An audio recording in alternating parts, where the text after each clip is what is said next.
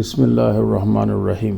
अज असी racks kitchen विच एक मुख्तलिफ वैरायटी बना रहे हैं चावलों की। इहदा असी नाम रखा है चिकन स्टीम पुलाव। तरीका खासा मुख्तलिफ है तो टेस्ट भी बिल्कुल मुख्तलिफ है। खास मेहमानों वास्ते खास टेस्ट तुसीं भी जरूर ट्राई करियो। तो आओ इनू बनाना शुरू करिए। 1 किलो चिकन असी लिया, उहदे च असी पानी पा के तो इनू असी बॉयल करना है। ये 2 चम्मच नमक दे पा लो, 1 चम्मच अदरक लहसुन का पेस्ट पा लो। अच्छी तरह उन्होंने हिला दियो,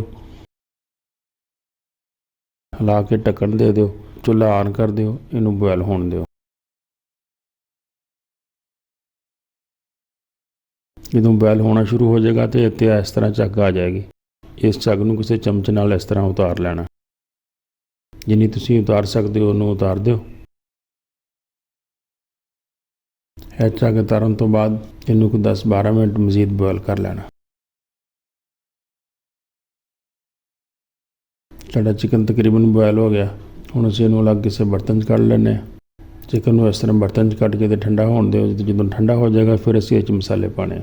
ये 1 चम्मच धनिया पाउडर का, 1 चम्मच गर्म मसाले का, 1 चम्मच काली मिर्च पाउडर, लाल मिर्च पाउडर, हल्दी पाउडर 1 चम्मच ते नाल ही 1 चम्मच नमक का पा लो।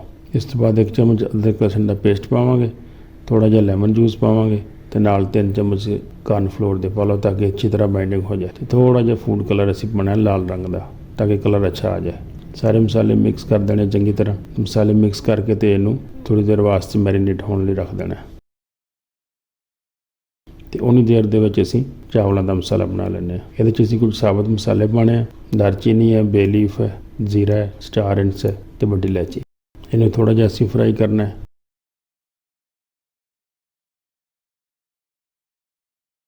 तो हुण असीं उस तो बाद बरीक कटे हुए 2 प्याज शामिल कर देने।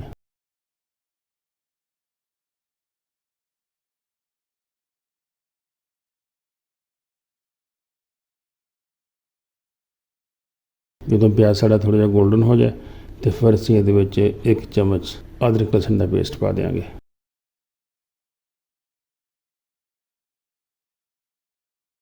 हुण तुसीं बरीक बरीक कटे हुए टमाटर 2 पा दिओ तो इनू थोड़ा जिहा पकन दिओ।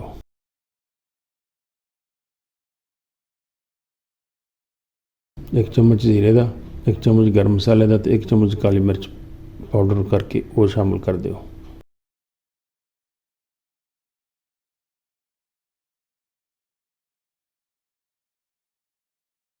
तो थोड़ी जी असी हरिया मिर्चां बरीक बरीक चाप करके पानी है ताकि उनका टेस्ट पूरा आ जाए मसाले च। थोड़ा जिहा पानी पा के तो मसाले नू अच्छी तरह भुन लवो।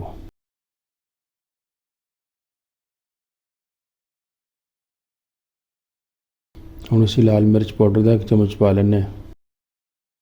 मसाला साड़ा तकरीबन भुज ही गया वा तो असीं इहदे विच कोई 150-200 ग्राम दही फेंट के वो पा देना। अच्छा, जोड़े मेरे दोस्त चैनल पर पहली दफ़ा आया तो मेरे चैनल उन्होंने सबसक्राइब नहीं किया तो वो भी ख्याल रखन मेरे चैनल का तो सबसक्राइब जरूर कर लैन। असी कोई 4-5 ये साबुत मिर्चां भी पा देंगे। साबुत मिर्चां पा के तेन थोड़ा जिहा पकन देना। मसाला साड़ा जो एन पक जाए भुज जाए तो फिर असी ये पानी शामिल करना है। तो पानी असी वो शामिल करना है जोड़ा असी चिकन को बॉयल किया तो उसकी यखनी बची सी वो यखनी असी ये पा देनी है। पानी की मिकदार चावलों के मुताबिक पानी है।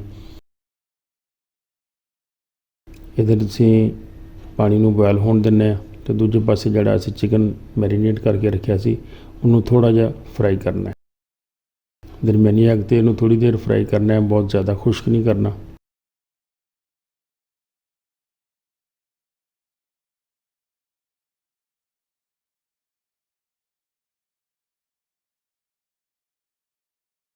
बस एवं 3-4 मिनट इनू फ्राई करके तो असी अलग किसी बर्तन च कढ़ लेना है।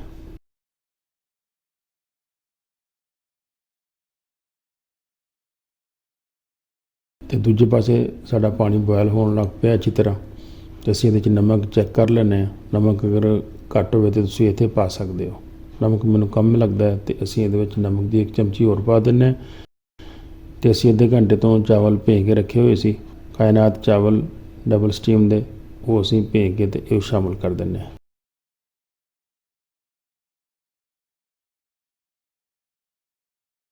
ਚਾਵਲਾਂ ਦਾ ਪਾਣੀ ਖੁਸ਼ਕ ਹੋਣ ਦਿਓ। ਥੋੜ੍ਹੀ ਦੇਰ ਇਹਨੂੰ ਪੱਕਣ ਦਿਓ। ਜ਼ਿਆਦਾ ਨਹੀਂ ਹਿਲਾਉਣਾ ਤਾਂ ਕਿ ਚਾਵਲ ਟੁੱਟ ਨਾ ਜਾਣ।